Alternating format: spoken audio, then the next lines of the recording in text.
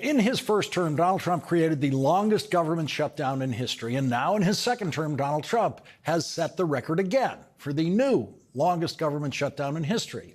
The end of the government shutdown was forged when 5 Senate Democrats, and only 5, changed their position in a compromise that forced every Senate Republican to change their positions, while it also forced Donald Trump to change his position. And it has forced every Republican member of the House of Representatives to now change their positions. So this is 5 Democrats who changed their position, and 53 Republican senators, 217 Republican House members, and 1 Republican president, a total of 271 Republicans who changed their positions and are now supporting a version of a budget bill that they said they would never support, and 5 Democrats who changed their position to vote for that same bill, which was proposed by those 5 Democrats. So who caved here? What does caved mean? But this being Washington, the 5 changed votes on the Democratic side versus the 271 Republicans changing their position is being generally reported as the Democrats, meaning all of them, the Democrats abandoning their position, the Democrats caving, the Democrats losing the shutdown. So 5 Democrats changed their position, 271 Republicans changed their position to arrive at a compromise position. And it's reported as just the Democrats caving. Now, if we want to use the word cave in place of the word compromise, 271 Republicans, including Donald Trump, caved to just 5 Democrats. Not 8, just 5, because 3 Democrats were already voting with the Republicans on this. 271 Republicans changed their position to accept the demands of 5 Democrats that created the 60-vote majority in the Senate to pass a bill. And what did those Democrats achieve? Well, those 5 Democrats forced Republicans, including Donald Trump, to agree to, first of all, they forced Donald Trump, who's been trying to stop funding supplemental nutrition assistance, to increase funding for food stamps. Increase it. That is not nothing. The 5 Democrats who changed their position managed to not just guarantee supplemental nutrition assistance funding for almost a year, but they actually got it increased. And no Republican wanted to do that. Donald Trump didn't want to do that. No Republicans wanted that. So they caved, if that's the word we're going to use, on that. The Republicans did. And all the Republicans are caving to that demand by those 5 Democrats for their votes. That's one of the things the 5 Democrats got for their votes. The 5 Democrats also obtained a guarantee to rehire every federal worker Donald Trump has fired during the government shutdown, every one of them. 4,000 people will get their jobs back, and they will get back pay because of this compromise that 5 Senate Democrats forced on 271 Republicans, including Donald Trump. The compromise also forces Donald Trump to deliver back pay to all federal workers, every one of them, affected by the Trump shutdown, something Donald Trump was trying to avoid. Donald Trump was trying to become the first president in history to deny back pay to every government worker affected by the shutdown. And those 5 Democratic senators got that back pay guaranteed. That is not nothing. They got something. They didn't get what they wanted. They didn't get everything. They didn't get the big thing. They got something. It should not be surprising that one of the 5 senators in this compromise is Tim Kaine of Virginia, where he represents one of the states with the most federal government workers per capita working in and around Washington, D.C. It should also not be surprising that both of the Democratic senators from Nevada joined the compromise that will avoid the airport nightmares that were looming in America for Thanksgiving and Christmas if the shutdown continues. Las Vegas, Nevada is completely dependent on reliable air traffic into Las Vegas to feed the local economy, the biggest economy in Nevada. Las Vegas has other problems now with Canadians boycotting tourism in America, but the airport nightmare was something that Nevada's Democratic senators decided after 40 days they simply could not abide. For people in government who care about how the government works and how the country runs, which does not include Donald Trump, people who care about that, including our air traffic control system, for them, government shutdowns are actually painful every day. They're not a stunt. They're not a tactic. They're not a strategic tactic. They are painful. Government shutdowns are full of pressure every day for people who care about this government actually running and running well. And that pressure of a government shutdown gets greater every day. Some people who have never been in the room with a senator feeling that pressure seem to think that it's easy for senators from Nevada to do nothing to end the government shutdown that is ruining American air travel. People who have never seen or heard a majority or minority leader of the Senate actually try to persuade a senator on how to vote seem to think that it's easy. If you haven't worked in the Senate, you haven't actually seen it happen. It is not televised. It happens on the Senate floor when the senators are speaking privately and don't have microphones. It happens in the leader's office just off the Senate floor. And it happens in the Mansfield room and the LBJ room just off the Senate floor. Those rooms were named for previous Senate majority leaders who were thought to be masters of the Senate. Democratic senators meet in the LBJ room. The minority party meets in the LBJ room for their group lunches. The majority party meets in the Mansfield room for their group lunches. No reporter, no pundit who claims expertise in this arena has ever been allowed in one of those rooms while those meetings were happening. No authors of books about political science have ever been allowed in those rooms. They have no idea what it's like for a Democratic leader of the Senate trying to guide every Democrat in the Senate in a room together at the same time. Very few Senate staffers are ever allowed in that room. There are usually no more than 2 or 3 staffers in that room. I was in that room many times in the 1990s when Bill Clinton was president, and a masterful Senate Majority Leader, George Mitchell of Maine, was running that room. There was a moment in those early Clinton years in that room when it seemed that the only reason 2 senators didn't start throwing punches is that they were seated too far apart from each other when they were yelling at each other. They were 2 men who fully respected each other, were very friendly with each other, usually voted the same way, but that day almost came to blows. Because that's how tense it can be in that room. And that is how important the work is. Those 2 senators had conflicting opinions that day, and both of them thought that what they wanted to do was the best thing for the country.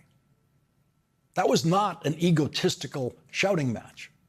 That was a shouting match about the future of this country, a shouting match about what this country needed at that moment. And luckily, at that moment, the most tense moment I've ever seen in that room, in the Mansfield room, John Glenn was in the room. John Glenn was in the room that day, a veteran Navy combat pilot who was the first person to orbit the Earth as an astronaut. He was a hero to everyone in that room long before any of us ever met him. And in a soft voice, he calmed the room and got everyone back on track, trying to figure out how to work together.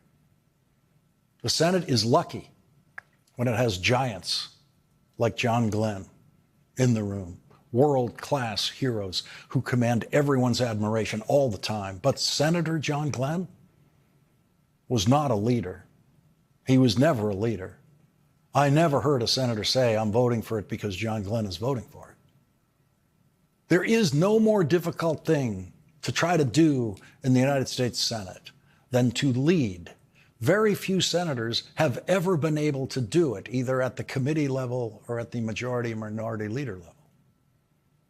The Republican leaders of the Senate during the Trump era have not commanded party discipline. Fear of Trump voters in their states is what has commanded party discipline by Republicans in the Senate. Every Republican senator fears what will happen to them if they don't do what Donald Trump tells their voters in their states that they should do. The Democrats have never had an enforcer like that and never will.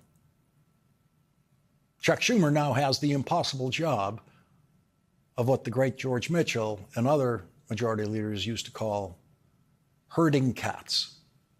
George Mitchell didn't mean that as an insult to Democratic senators. He meant that as a description of the degree of difficulty and complexity of trying to lead the United States Senate. It's like herding cats.